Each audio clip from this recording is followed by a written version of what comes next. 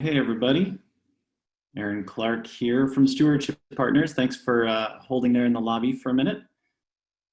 First off, you will notice if you've been on other Green Infrastructure Summit webinars so far, this one is a little bit different. We're not using the webinar platform, we're using the meeting platform. Everybody should be entering with your camera off and your sound muted, but you will have the ability to unmute yourself. So we ask everybody to try to stay vigilant and keep your microphones muted because there are quite a few of us in the room. So a lot of extra background noise could become disruptive. We have plenty of folks on the team watching and keeping an eye out for extra noise or whatnot, and we can mute you on the back end, but just wanted to flag that. So, like I said, Aaron Clark from Stewardship Partners here. I'm glad you could join us for this penultimate of our webinar sessions for the Green Infrastructure Summit. And I just want to go ahead and welcome you all to today's session.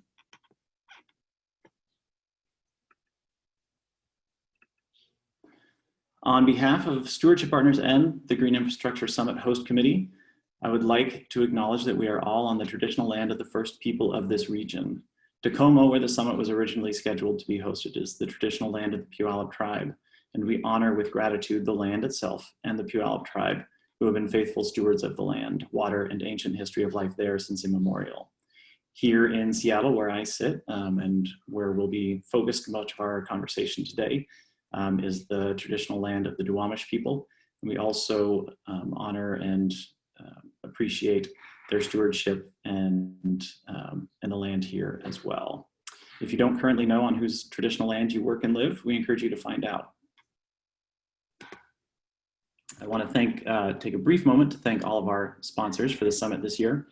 Boeing and King County as our title sponsors, but several other entities, agencies, and companies as well have made this possible, especially as we transition from an in-person to a webinar event. It's been quite a lot of work, and we've had a lot of great support to make that possible. A huge thanks to our host committee, ECOSS, MIG SVR, Nature Conservancy of Washington Pierce Conservation District, Puyallup Watershed Initiative, the Russell Family Foundation, and Wazoo, Washington State University Extension, our advisory committee as well, and a huge debt of gratitude to the Summit Logistics team, my friends here at Stewardship Partners, Emma Vowles and Todd Albertson in particular, and Cascadia Consulting, Lynn and Brent. You guys are amazing. So a little guidance for a successful webinar. This session, as I mentioned earlier, is a little bit different than others. This is more of a meeting. Everybody actually has a camera that can be on, a microphone that can be on. We will keep the audience by and large muted, but we'll break out into breakout sessions later on in this session. So there will be a chance for folks to actually chat and interact more so than in some other sessions. But as this is a webinar and we're all working from weird places, none weirder than, a bedroom, a basement, we're all sort of in these same situations, but we just ask for your patience with the technology, with the human realities of what's going on. You may see my Yorkshire Terrier jump through the screen or whatnot. And just to keep it fun, we're just offering a prize for whomever has the most spectacular disruption in their background. So the winner gets a Stewardship Partners lapel pin. It's a big deal. All right, so in order to have a successful Zoom webinar, we want to make sure that you know what's going on. So you've been in meetings before, most likely. You've probably been on Zoom before. There's just a few sort of ground rules and function tools, but this again is different than some of the other webinars we've done. We'll start with presentations, and then after the presentations, we'll move to breakout groups for discussion. And the presentation is being recorded. The breakout sessions will not. And all attendees, try to keep your microphones muted and your video off until the breakout session. When you have questions to ask, if during the presentation or after we come back into the room, use the chat function on the toolbar at the bottom of your screen. And you can ask questions at any point during the presentation that way. If you need to leave the meeting, just click the Leave Meeting button down on the bottom right of your screen. And let's see, I think those are, oh, for anybody who's phoning in or using their phone for the audio, muting and unmuting yourself is an extra challenge. If you're used to just turning the mute on and off on your phone, if we have muted you, the way to unmute, I believe, is *6 on your keypad. So you can use that to unmute yourself if you're trying to speak and no one can hear you.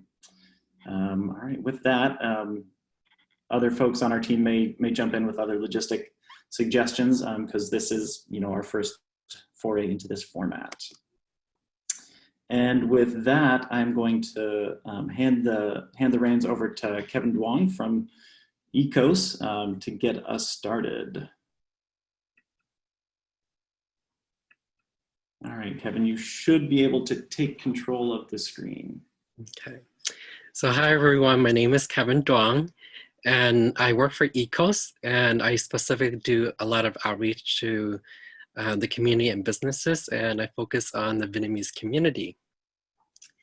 And first, we'll do some introduction round, and then a quick intro to the Rainwise program, and then also learn about what the barriers are for contractor customers, and then we will learn about Seattle Public Utility with the Racial Equity Toolkit, and then we'll break out into breakout rooms to address some of the barriers that we experience. Okay.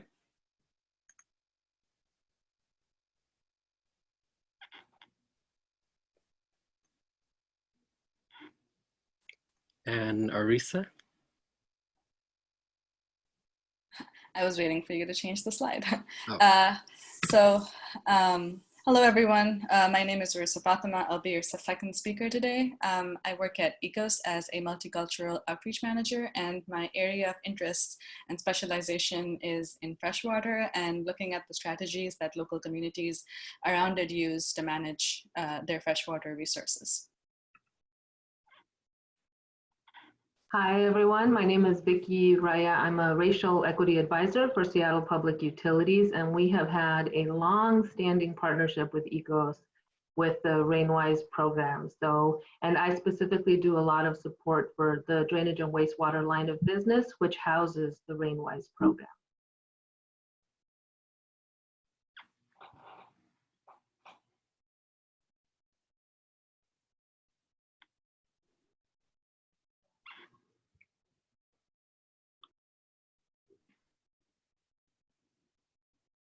Tom, did you want to just say hi to everybody? I know you don't have an official Pardon me. I guess I have my timing off. Yeah, hi everyone. My name is Tom Gannon. I am the Rainwise Program Manager for Seattle Public Utilities, and I'm available here as a resource if folks have questions about how the program exists now.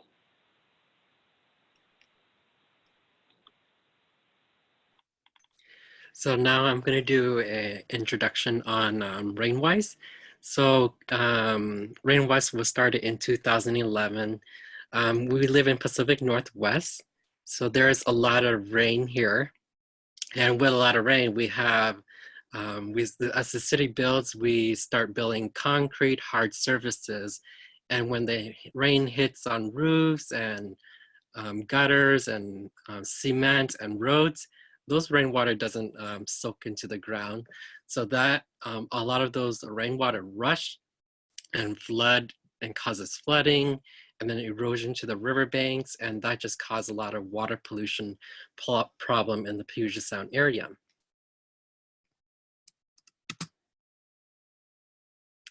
So what in Seattle and part of the King County area is there, we have an old system.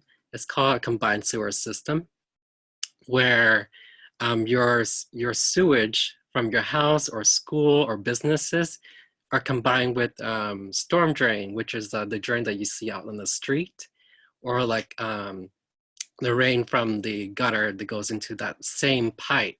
So normally on a dry day, all those sewage and rainwater, when it's like not heavy rain, will go into the water treatment plant. But what happened is during a heavy rain, like a stormy day, part of that rainwater and sewage can go to the treatment plant, but some will actually overflow. and actually flow out into the Puget Sound or Lake Washington and any nearby water. And that causes pollution in our lakes and streams in the Puget Sound area.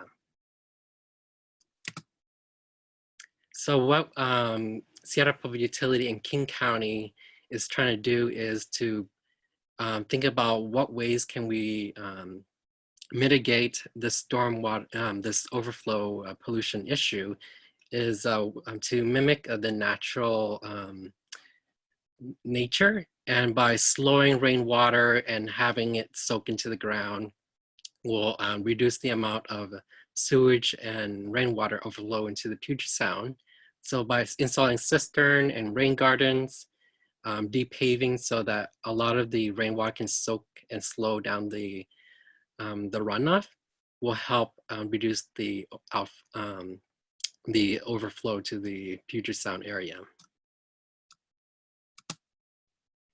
So that's when the Rainwise program comes in, is to help pay to the property owners to install cistern, rain gardens, depaving,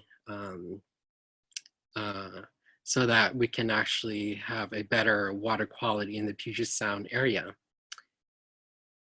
So this rebate amount is about an average about like $3 to $4 per square feet that the Rainwise program will be paying to the property owner. And it's average about like $4,800. And that is mainly to divert the rainwater from the roof, being captured going to the cistern or a rain garden. So now I'm just going to talk to you quickly about the Rainwise process, how it is followed. So as a customer, you want to verify your property is eligible for Rainwise. So we would go to the 700 million gallon website, enter the address, and see if they're eligible or not.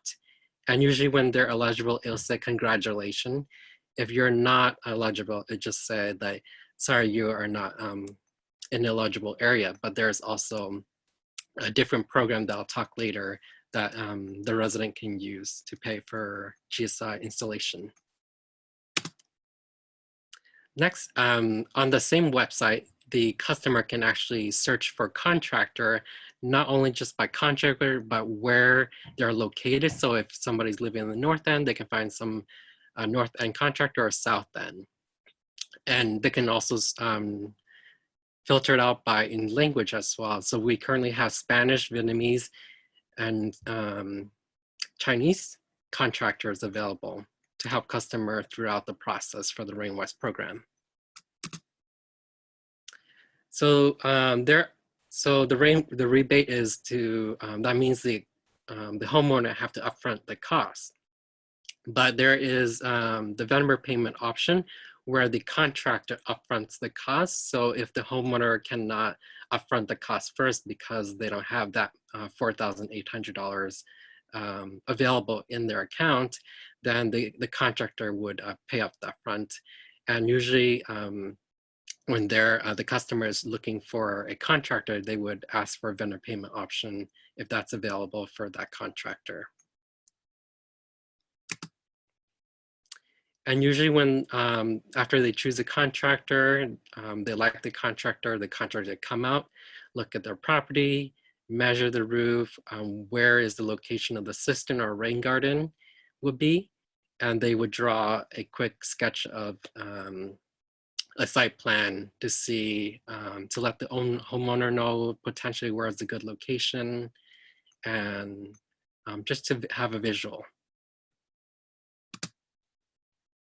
So after the homeowner and the contractor agree with the scope of work, that means the location of the cistern or rain garden and where would that flow into, then there is usually a pre-inspection happening first. A pre-inspection is basically an inspection before a contractor comes and work at the property, so that making sure that it kind of saves times on the contractor if they decided to put a cistern here, but it is not, because it's not 3 feet away from the other property for emergency exit, or there's other logistic that is not known for the contractor. So the pre-inspection helps kind of mitigate that problem beforehand when the contractor works. And then after the pre-inspection, the contractor can work on the property, start installing. And then after the contractor finish, there's a post-inspection. So the inspector from the city or the county would come to the property after the installation and check the contractor work to make sure that it is the cistern or rain garden is working properly and installed correctly.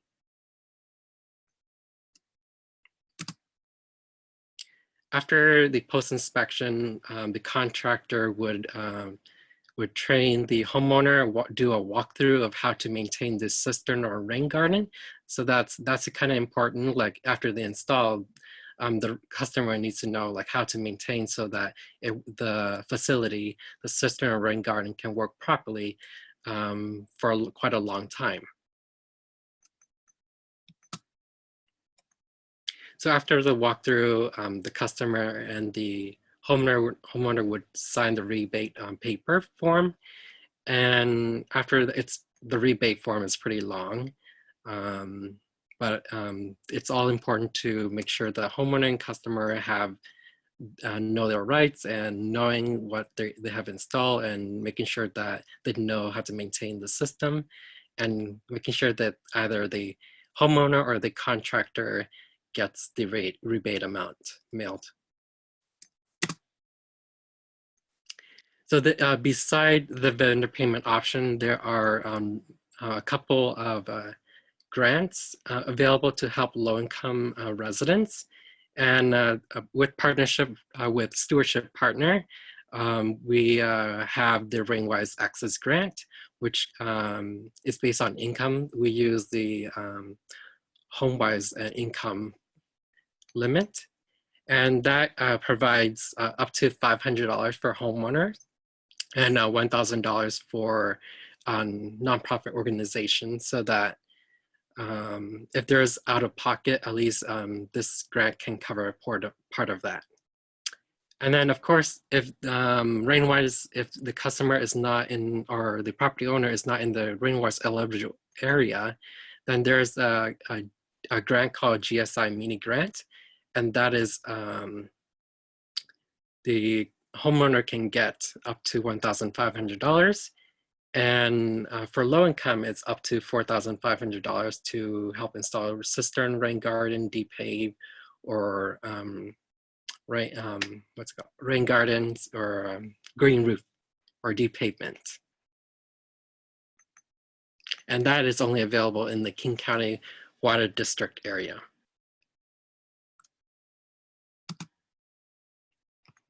So Rainwise does work with a lot of consultant and community-based organization to make the program successful. So here are they're listed here, such as ECOSS, EnviroIssue, Sustainable Ballard, Urban System Design, Garden Hotline, and Seattle TILT. Community volunteers, ambassador, they're important. After the installation, they feel the need to share their success stories. That's really important for the Rainwise program, as well as the Rainwise contractor. And all of them helps create our outreach materials for website, postcard mailing, signage, attend outreach events, recruiting contractors, being, especially now, webinars, and through just word of mouth to spread about the Rainwise program, especially developing in-language materials is very important. And these organizations are helping Rainwise to succeed in these outreach. So now I'm gonna switch over to Uroosa, and she will talk about what ECOSS does here.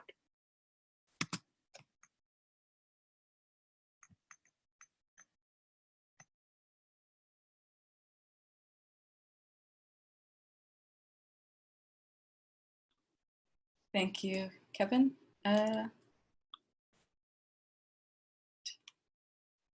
Whoops. There we go.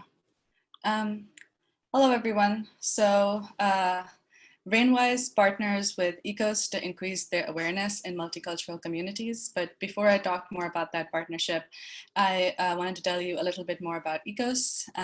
So ECOSS is an environmental NGO. It was founded in the 1990s, and we've been working in Seattle for the past 26 years and primarily serve multicultural immigrant and refugee communities. Our team specializes in bridging knowledge and cultural gaps and also representing the interests of the communities we serve through our programs and our partnerships. The vision for ECOSS is to promote environmental equity and work with communities to support them in pursuing sustainable lives and businesses. So through our partnership with Rainwise, ECOSS helps eligible and interested residents navigate the program and take advantages of the rebates and grants that Kevin just mentioned to install GSI technologies like rain gardens and cisterns on their properties.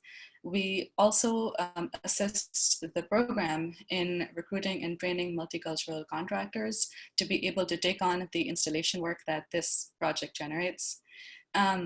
So while English is still the most common language in this area, the percentage of people that speak other languages is increasing. And according to King County data, Spanish, Mandarin, Cantonese, and Vietnamese are becoming increasingly popular in this region. So apart from supporting local businesses, training multicultural contractors that can coordinate with residents in the language that they're most comfortable in is a huge asset in increasing the adoption of the Rainwise program in the communities that we serve.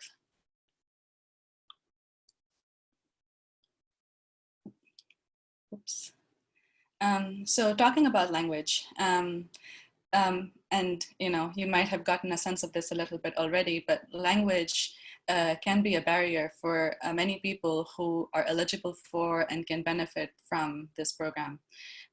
This is true for residents who may need help in understanding the process, and also contractors who may need assistance in navigating the nuances, the jargon, and the specification of the program. Rainwise is an amazing program, but if it's not reaching everyone that it's meant for, then there are areas that we can examine and improve to make it more accessible. Like language, there are several other barriers that my colleagues and I came across through this process that may deter people from participating in it, even if they're interested, eligible, and experienced. We divided them up into two sections. So we have barriers for contractors and barriers for residents. I'll be sharing some of the ones that we noted through our outreach with you today. So language, we've already discussed a little bit. Another common barrier that we've seen for contractors is bond and insurance requirements. This has been a persistent issue for many, and it relates to obtaining the proper bonds and insurance to be eligible to take on Rainwise contracts. We usually help contractors obtain these papers, but the process can be long and sometimes costly. Then there's the reseller permit. So oftentimes when contractors purchase cisterns, the company that they buy them from will ask if they have a reseller permit. If they do not, then they have to pay twice the tax on the cistern, and this can eat into the profits that come off of this project for the contractor. Next, we have contractor orientation. So for the past 2 years, ECOSS has been working with SPU to improve the contractor orientation experience for multicultural contractors who may have a varying level of proficiency in English or might be more familiar with a different set of task-specific vocabulary than the one that the Rainwise resources and trainings use. And although we're making progress, work still needs to be done to make sure that the experience is equally useful to all the participants.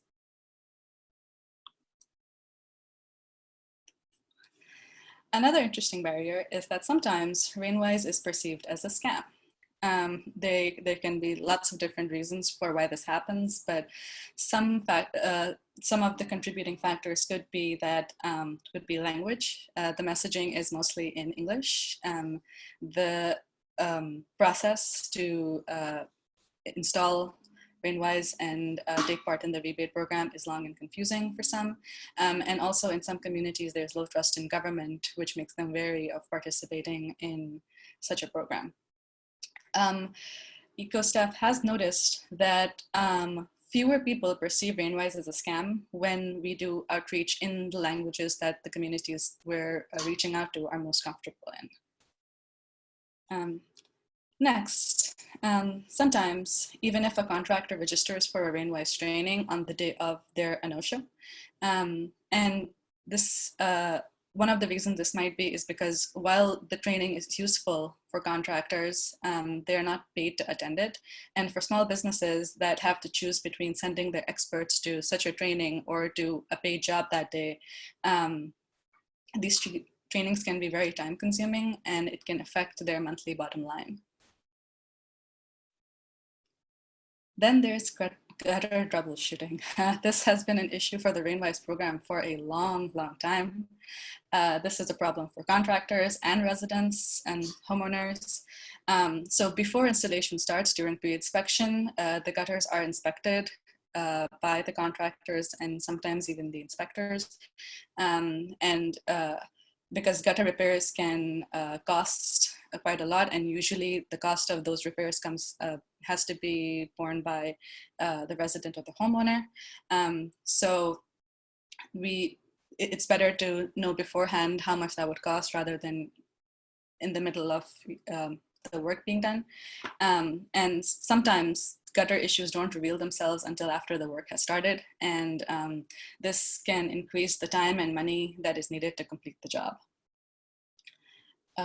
Rebate process and bureaucracy. So as Kevin mentioned earlier, residents can choose the vendor payment option if it is available by their contractors. And this means that the vendor pays for the cost of installation out of pocket, and then they receive the rebate afterwards. However, this means that many contractors, particularly small businesses, will only do one project at a time and wait until they receive the next rebate check before starting the next one.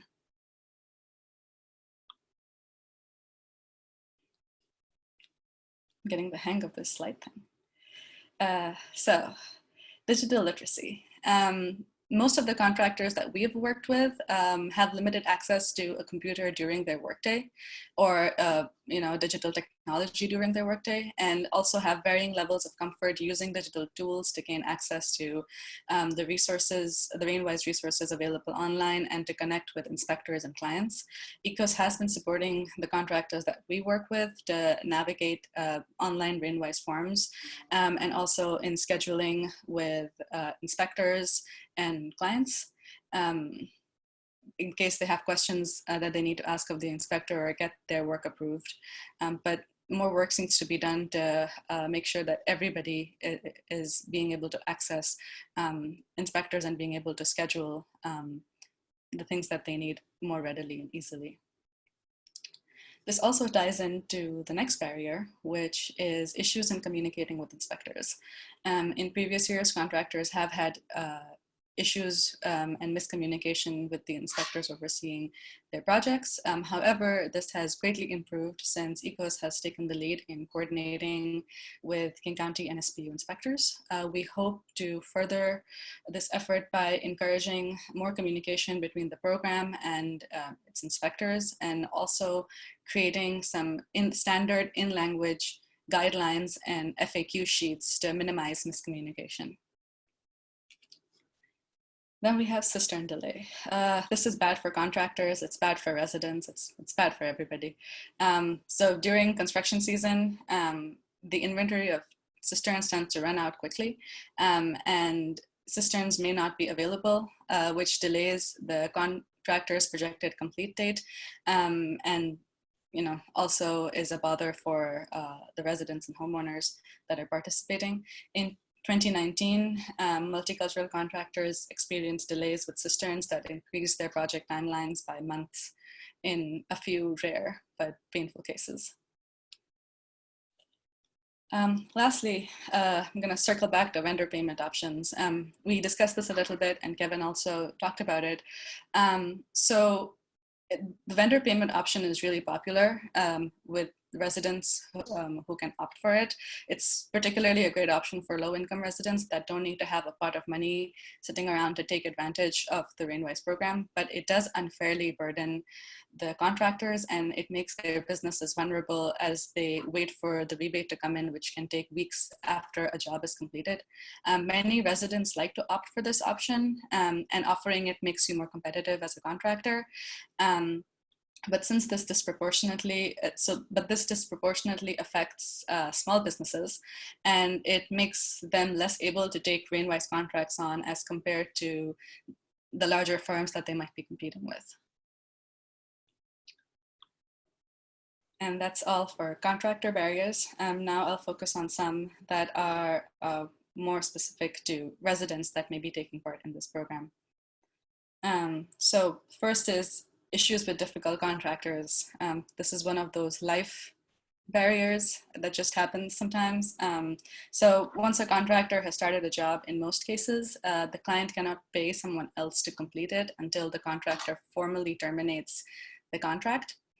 This can sometimes mean that residents have to put up with a much longer timeline if their contractor gets busy with another project or is unresponsive, or they're having difficulties working together. Sometimes clients can also have disagreements with the inspectors overseeing the installation on their property. Usually, and most cases, this is a miscommunication and is easily resolved, but sometimes it's more than that, and it can lead to a bad experience with the program. Staff transitions. So with so many projects and so many partners happening at the same time and all the balls up in the air, inopportune staff transition may lead to miscommunication or something being dropped in the chain of conversation. And what that means is that for some projects, the timeline of completion might be extended, or there might be uncertainty all of a sudden as to what the next steps are. This is, again, it's very rare, but it's life and it can happen. Upfront, out-of-pocket costs. This is a big barrier for a lot of residents that might be eligible for Rainwise, especially if their preferred vendor or contractor doesn't offer the vendor payment option. Then residents have to front the cost of the materials and installation out of pocket, and they have to wait a while to get that rebate back. And if you don't have expendable savings to participate, then that can result in eligible people being unable to take benefit of this program.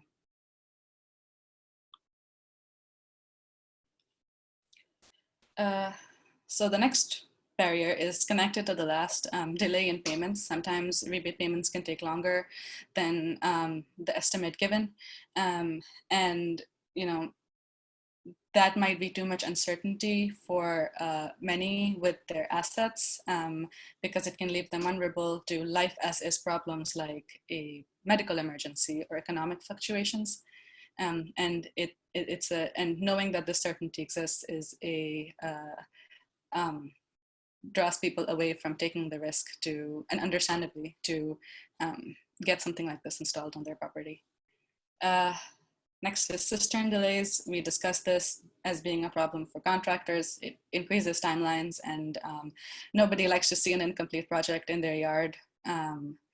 Every time you see it, you're like, oh, this should have been done by now. Unhappy customers.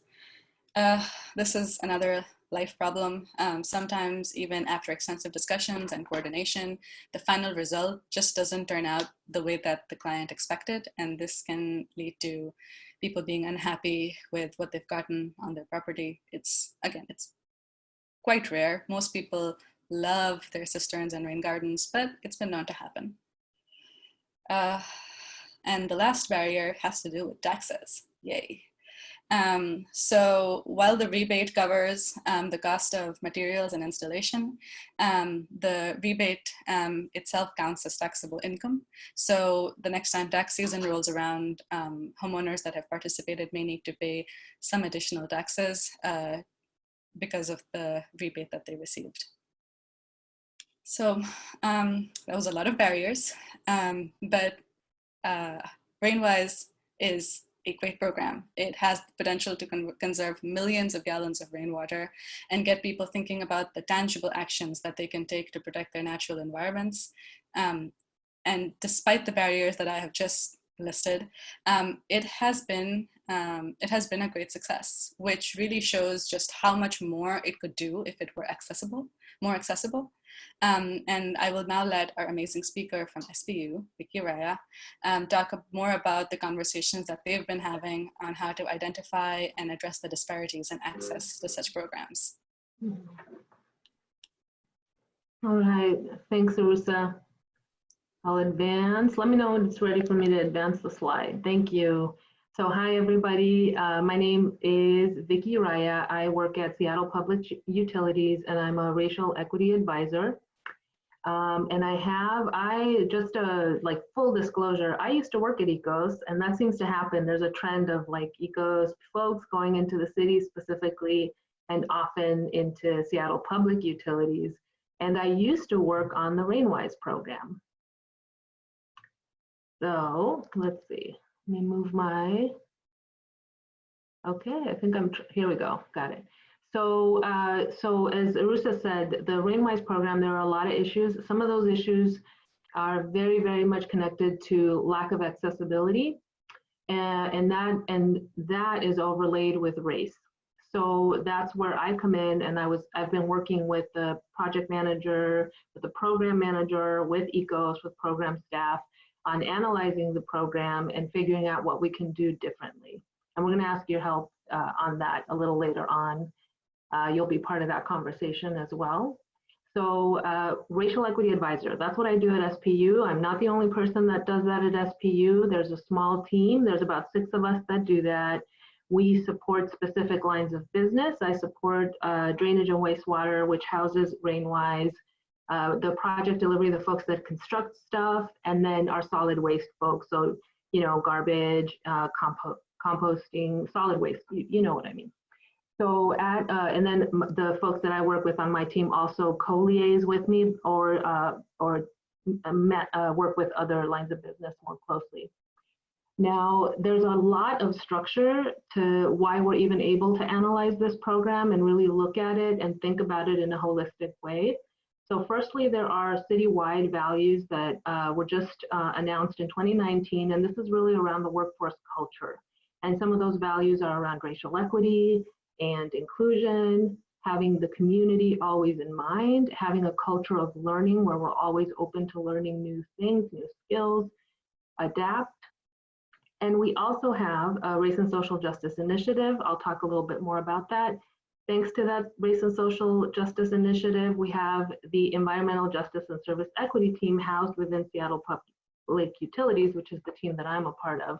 And one of the things that that team helps to do is they help facilitate what we call a racial equity toolkit process for projects, programs, policies, management decisions, almost any kind of work-related effort.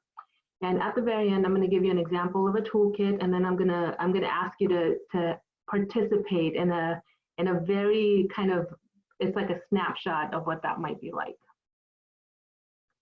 So, Race and Social Justice Initiative. So this is something that was established via executive order for the city of Seattle in 2005. It didn't just happen. It was a result of a lot of activists in the city pushing civil rights. So we are standing on the shoulders of giants to even have an initiative that says we need to look at the issue of race, how it's a problem and how it leaves a lot of people out.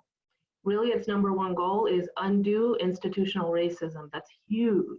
One of the ways it hopes to achieve that is to have every single department, they need to have some kind of work plan to address any issues that they have within their departments around racial equity and inaccessibility, and also report on any toolkits that are done annually. Some departments have racial equity advisors. Seattle Public Utilities is really they're doing a pretty stellar job. They have a team. They have a team that's part of a division that really is, we are dedicated FTEs to looking at issues of racial equity across the utility. So that's the way that SPU said, yes, we're going to embed the Race and Social Justice Initiative, and we're going to do it like this. via the EJSC, which is the team I'm in, Environmental Justice and Service Equity Division. And again, one of the things that our division does is apply those toolkits. We do a lot of other things, but that's one of our key responsibilities at the utility. So I've talked a little bit about that racial equity toolkit. There's a toolkit that's citywide. It was developed by our Office of Civil Rights, which is a citywide office. But that toolkit had to be adapted a little bit for the type of work that we do at the utility. So at citywide, the toolkit that exists there begins with the question of what are the racial disparities that you are hoping to address in this project, or that you might actually make worse by this project if you don't look at it. That's a huge question.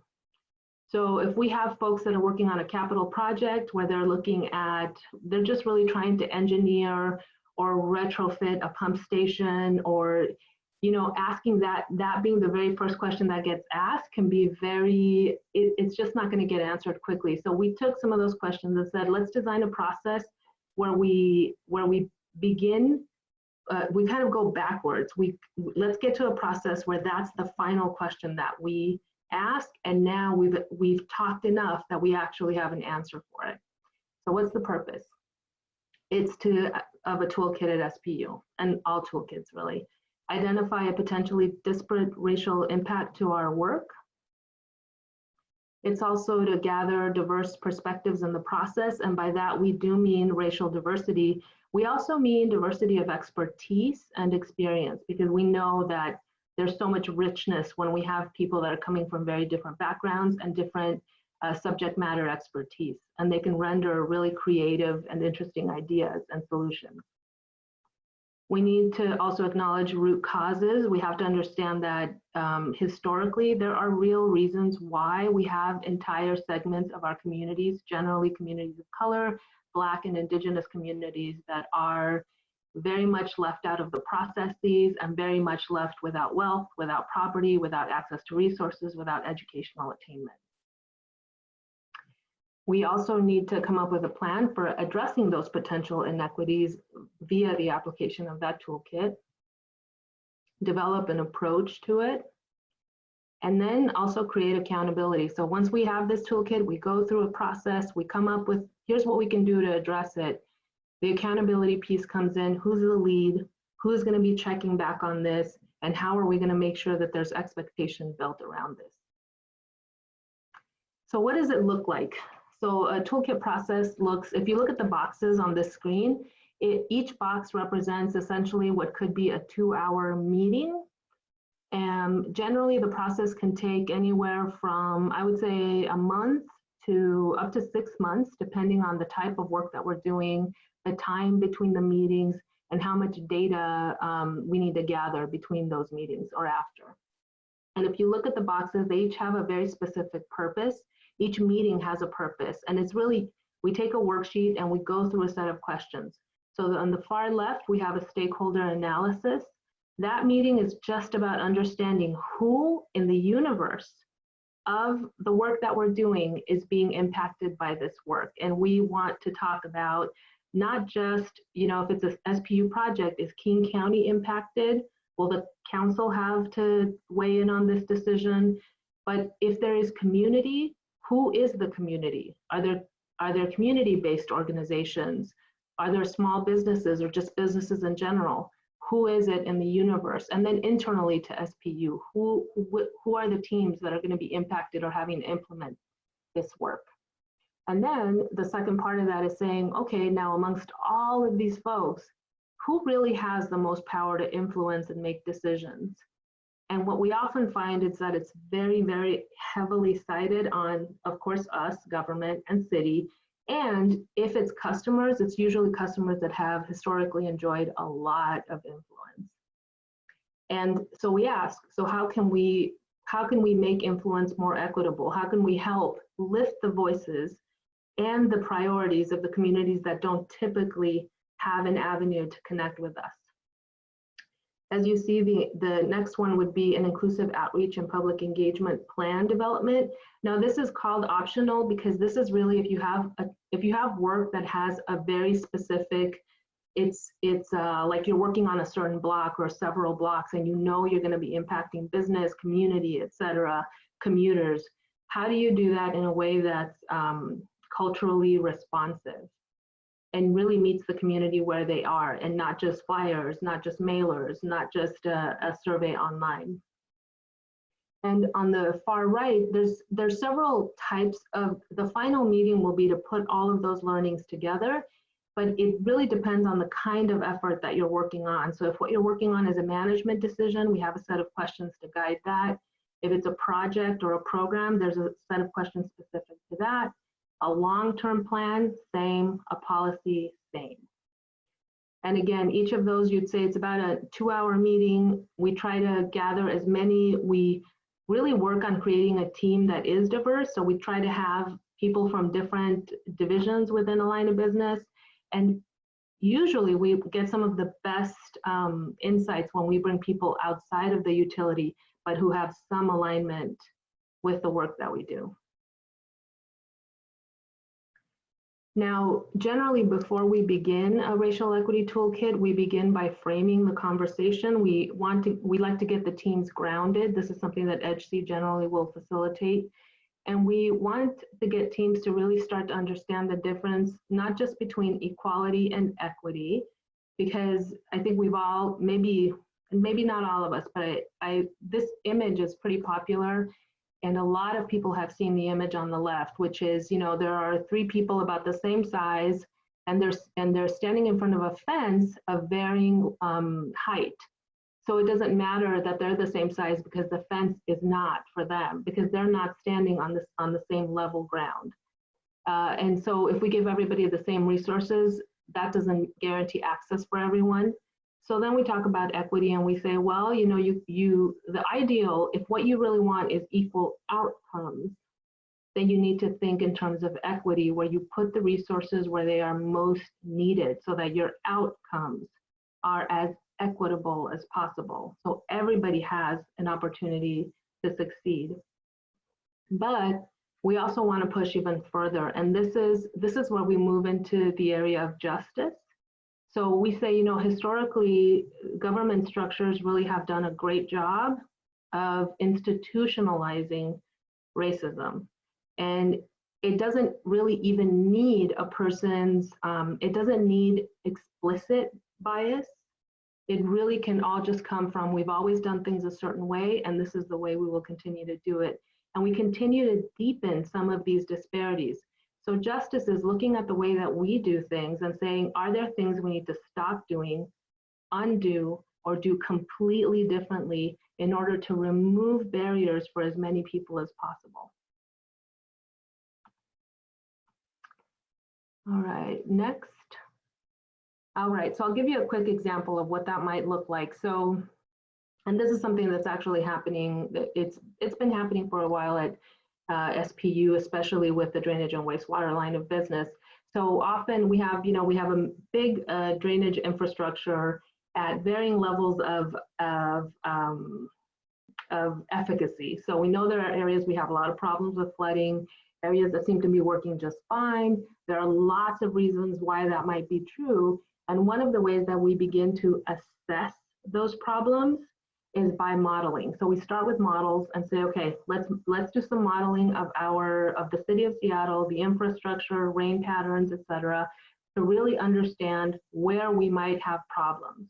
But we don't stop there, not only because we know that modeling is never going to be 100%, but because we need to also be really, really mindful of who the people are that are living within the different areas of the city. So we cross-examine the models with a socioeconomic view. So we take data, we have maps that we use, data that other departments have helped to collect and turn into layers that again, SPU can use to really look at who's living there, what's the racial makeup, socioeconomic, what's the health, what are the health indicators, what is the educational attainment, et cetera, et cetera. And then we start to really get a nuanced understanding of our city and our infrastructure and how it impacts folks. But again, and next please, we can't really stop there. Beyond simply the models, beyond simply those layers of data, There's also something very critical, which is the real connection with community and doing ground truthing in the areas where we're not, we are try to be intentional and say, you know, there's a big gap in this area and we don't know why, we don't hear from folks. It seems as if there may or may not be problems. Let's understand that by connecting with community. So really having that last layer of verification as to what is happening. And all of this is done really in an effort to think about not only how we prioritize the work that we do, but what it is that we do so that it really meets community needs and the priorities as much as it can. Next, please. All right, so all of that work, you apply a toolkit memo. It can be a month and a half, it can be a 6-month process. What happens at the end? So at the end of this process, the deliverable, the product, we love the product, is a memo. And really what the memo has, it's a 3-part document. The first thing that it documents is, you know, as a result of doing this process, we're going to have some new tasks. There are things that we're going to do that we weren't planning to do prior to this process because we have a new understanding of the layout and the issues. Second section of this memo is identifying recommendations for upstream management. There may be things we want to do that the project team or the team that's applying the memo doesn't really have the power to implement. That could be increased budget. They may need to lengthen the timeline, whatever it is. So those would be some upstream recommendations for leadership. And then lastly, it's lessons learned. This is a really critical piece. This is where we really think it's an in-depth look at what did we learn that we had no idea about when we started this process. We had an assumption and it's been undone by this process, and we memorialize that because that is something that then really starts to become part of the culture of the utility and the shared knowledge of the utility, and it influences the way that we do work moving forward. So I'll give you an example. So this is probably like a year and a half ago. I worked with an urban forest UFMP Management Plan Update Core team. This is a team of about 9 different departments across the city whose responsibility was to update the urban forest plan. So that's all trees in the city, private property, public property, right of way, everywhere. What's the plan for the urban forest? We have a lot of challenges coming up. There's challenges around climate change, challenges around density, pests. So what's the plan? When we decided to apply a racial equity toolkit to this plan, and one of the big things that we learned is that in the history of these plans, we had never had any kind of intentional consultation, communication, connection with communities that were communities of color, immigrant, refugee, Black, Indigenous, Native communities. We'd never really made an effort to get their perspective. There were a lot of really well-organized groups that tell us what they think all the time and can influence what we do. But we wanted to go deeper and understand, what are all these communities thinking about trees? And so what came out of that? There were some new tasks. The number one big thing was, the first thing we're going to do is we're going to take the majority of the budget for public engagement and we're going to dedicate it to those communities that we have never engaged before. That doesn't mean that we weren't going to engage all the other stakeholders that we typically do, the general public and then special groups, but that we were going to take the majority of the resources really to create culturally responsive engagement for the communities we had never really connected with before. And not only that, but that depending on what they let us know, we would not begin to draft an outline of that plan until after we had consulted with those communities and they could share with us their thoughts, their concerns, their priorities. So that was a task. Second was recommendation. So the recommendations really are, right now, the memorandum is just about wrapping up. I think we just finalized it last week. And it's prioritizing community identified actions. So while there are many things that we just have to do as part of maintaining the urban forest and caring for it, there are additional things that community is asking for. that we want to prioritize. And if we don't have budget for, then we're going to ask for it, or we're going to allocate it, or we're going to look for it. Lastly, lessons learned. Big takeaway from this process that I think honestly was is a light bulb moment, and I think also a really heartwarming moment for all of the members of the core team, who all of the members were, you know, white, middle class, well-educated, et cetera, et cetera. They got the opportunity to hear several times directly from the communities what they thought about the plan and what their attitudes, understandings, perceptions, and interests were regarding the urban forest. And what we learned was not only do they care, but they care very, very deeply about the urban forest and its care. And they want to be part of it. They want to be included. So huge takeaway. Now, that's a big one. So what we're going to do is we're going to move all of you, and don't break folks out yet. I'll say it in just a second, but I just want to prompt everybody. What we're going to do is ask you to move into 3 separate breakout sessions. And I'm sorry, you won't get to pick which one you go to. It's just going to be kind of randomized, and you'll end up at a section. Uroosa, Kevin, and I will facilitate those sessions. And what we're really trying to do is we want your perspective. We want to do like a mini, just a taste of what a toolkit might do.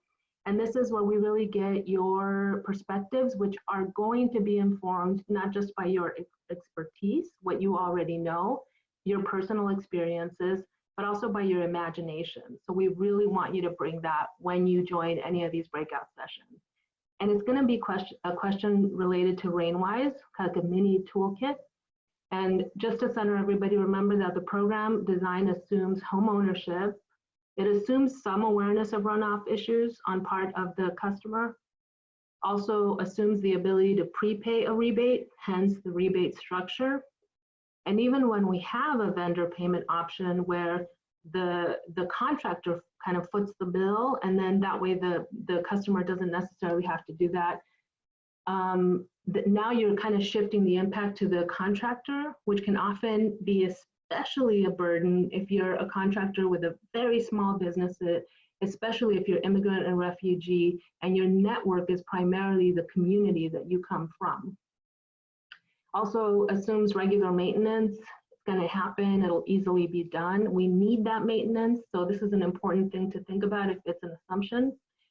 It assumes ability to do paperwork in English, and that the CO basin limits are really the only appropriate, not the only, but are the most appropriate place to allow for a Rainwise program like this. So, so I think after this, we're going to move into some breakouts, and then I'll see you in one of the rooms. Thank you, everybody.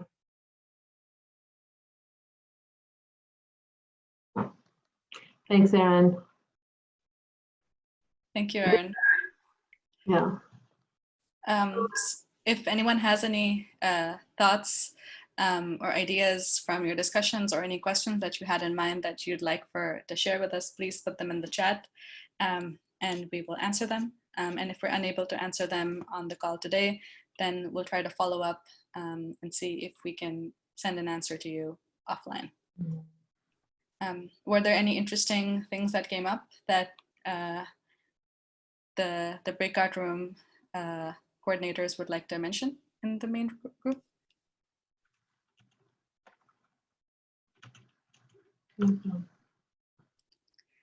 So one question that we got in our group that is interesting and we're thinking about is if Rainwise has thought about facilitating conversations between renters and owners to get green stormwater infrastructure installed on rental properties. And my response to that was basically, we're working on it. It's a complicated conversation with lots of different actors, and it's something that a lot of people are interested in, but it's something that we're still figuring out the specifics of. Is that right, Kevin, Vicky? Mm-hmm. Oh, we have another question in chat. Are contractors intimidated by the design aspect of making rain gardens for their program? I would say a lot of I work with a lot of the Vietnamese contractor, and all of them prefer to install cisterns rather than rain gardens. With rain garden, it's a lot of labor work. And then also with cistern is what the community prefers and want the most, because they want to collect the rainwater to actually use it to water their plants during the summertime. So community is liking cistern, and contractor prefer to install cistern because it's faster than installing a rain garden. I would add to that and say, I mean, I can't speak for the contractors and their experience, but the specs that, so there are specs provided by the Rainwise program on what the rain garden should look like, and what the basic things that they need to look out for are. And the specs can look pretty intimidating when you first, view them, especially if English is, not your strongest language, but they are pretty straightforward. So once you build the first one, the first one is probably quite intimidating, but once you figure the first one out, then, then reading the specs for the next one is not that difficult. But it also depends on the complexity of the project and what the client has in mind. Rain gardens can be quite simple or get pretty elaborate, depending on what your client is looking for. So we have another question. How are existing installations in the community being used to inspire others? For example, does the cistern work, and is there enough rain? How is the rain garden? How are you enjoying it, etc.? So I'll take a first pass at that. So a lot of so ECOSS does some installations that we call big roof projects, which are usually large buildings like churches or community centers. And it's great to work with them for the social impact and the environmental impact. It's a big roof, it's a big area that you're capturing, so capturing a lot of rainwater, awesome. But then it's a community hub. People come here and they're like, oh, what is that? What is that stuff behind the bush? That wasn't there before. And that starts a conversation. And if it's a hub that you're tied to, and you're familiar with the people there and you trust the management of them or your church, then that's a great, what's the word I'm looking for? It's a great recommendation that, this is useful. Maybe I want something like this on my property. So that is one of the ways. Mm-hmm. I'm also saying, like, since we want to say about existing installations, so sometimes homeowner needs to remind on how to maintain their cistern. It might be 2 or 3 years, and now that they're old, or they can't, because these cisterns are very tall, and they have to actually get on a chair or something like that to be able to remove the filter and clean the filter, or even to maintain the cistern. And also the rain garden is to continue to weed, and also as every year there's going to be leaves, dirt, garbage collecting into the rain garden, and they have to maintain that.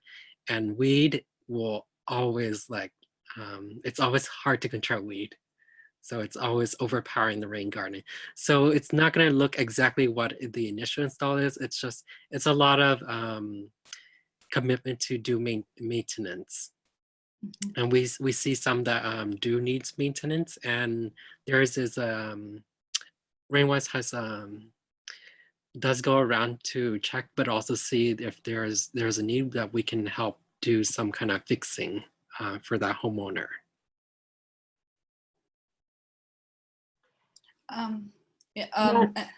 Oh, go ahead, Vicky. I'm just going to share really quickly. I wanted to clarify something. In my breakout session, I want to clarify because there were quite a few people in that session. I made a comment about installations being available in waterfront properties, and then Tom let me know, he's like, that's rarely does a waterfront property qualify However, you know, if CSO basins are largely in older neighborhoods like Queen Anne, Sunset Hill, nice neighborhoods in Seattle, that also can contribute to some of that. What we were talking about is property value and increasing property value in nice neighborhoods while still being inaccessible in neighborhoods that are more low income. So no, Rainwise isn't focused on waterfront properties. That was just the correction I wanted to make. Thanks, Vicky.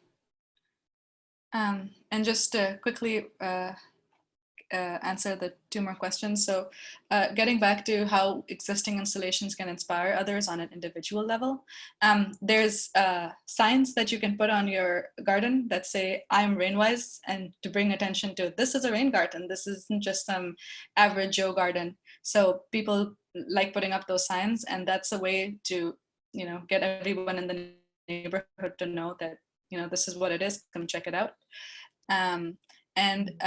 Another question was, have we considered making a template letter or form for renters to give to their landlords to see if they're interested in GSI? I don't know if we have done this, but I do remember this being a discussion. We didn't think it would have high impact, was the TLDR of that whole discussion. It would have to be sustained conversation that was going to get us anywhere, if anything. And I think we're at time. Yeah, so we're just a little bit over time, so I'll just wrap us up. Want to thank everybody for joining the session. Uroosa and Kevin, Vicky, Tom for coordinating this session. And it's been a really, really insightful dialogue, and I think a really important one for all of us to have. And a big part of why we do this summit, you know, is to show ways that, you know, we can innovate in this region and make things better for this field, make it more equitable in particular, and really be a beacon of that kind of leadership for other communities around the region, around the country. And, you know, I think of our region as often being at the forefront of asking a lot of these challenging questions. So thank you all for facilitating that and keeping this dialogue going. Thanks, Aaron. Yeah, and thanks to all the participants. They were awesome. Yeah. And since I'll just quickly plug the last session of the summit is coming up day after tomorrow on Friday. From 11 until 12:30, we'll have our closing keynote panel representing a spotlight on South Puget Sound, Tacoma and Pierce County in particular. And it's really going to run the gamut. It's going to be a very exciting session. So I encourage you all to tune in. And let's see, this session will be available recorded on the webinar or on YouTube, on the Stewardship Partners YouTube channel. You'll be able to see links for that on the 12,000raingardens.org/summit webpage. So keep your eyes out for that. And while you're there, if you're at the YouTube channel, there was some discussion about combined sewer overflows. I caught some footage that's up on that YouTube channel this past winter of the combined sewer overflow in the Mont Lake Cut in Seattle, overflowing in real time. It's pretty gross, but you know, it's one of those out of sight, out of mind problems that's nice to see in real life. So feel free to take that, borrow that if you want at any time. And with that, thank you all so much for being a part of this this event, this movement, this work. We really appreciate it, and hope you all stay well. Hope to see you on Friday.